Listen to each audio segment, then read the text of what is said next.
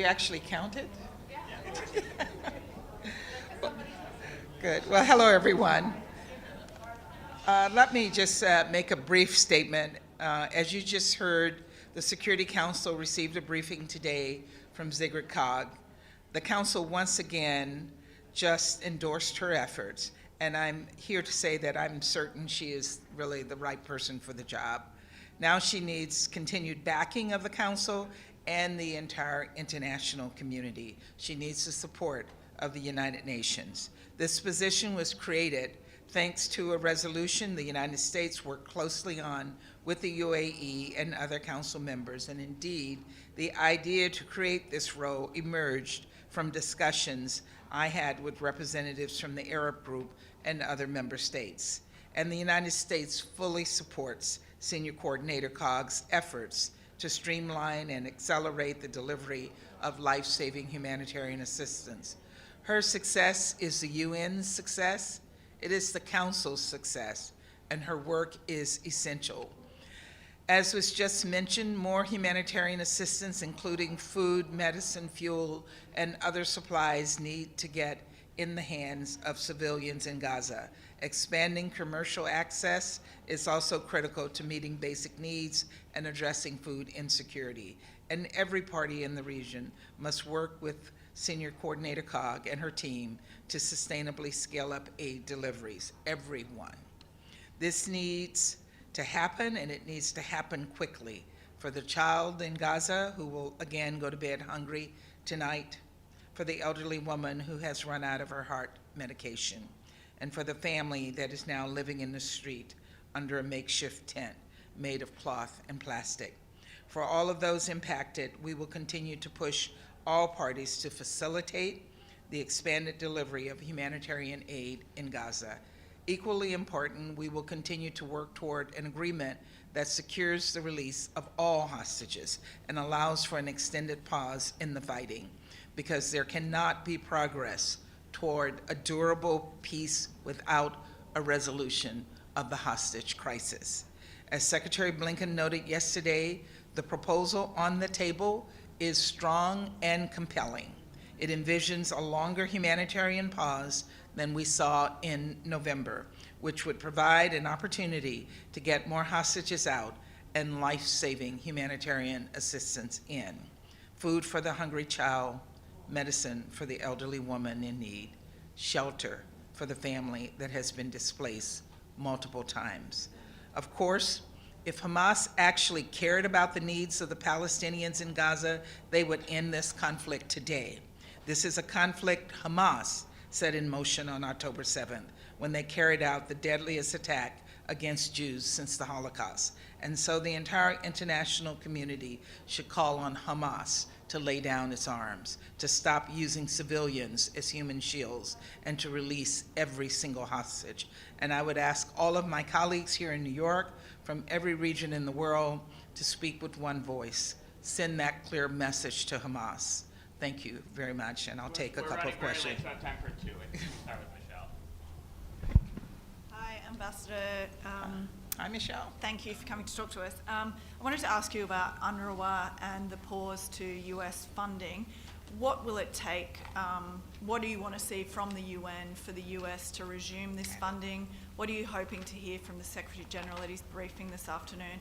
And how important is, or how concerned are you that if UNRWA does have to stop operations in March or at the end of February, how would that affect the current aid operation in Gaza? Look, the United States was extremely troubled by the allegations that 12 UNRWA employees may have been involved in the attack on October 7th.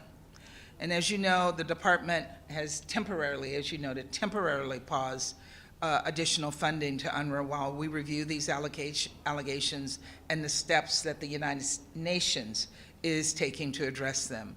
We welcome the decision by the UN to conduct an investigation and a comprehensive and independent assessment and review of UNRWA, as well as the Secretary General's pledge that he made very quickly to take decisive action to respond should the allegations prove accurate.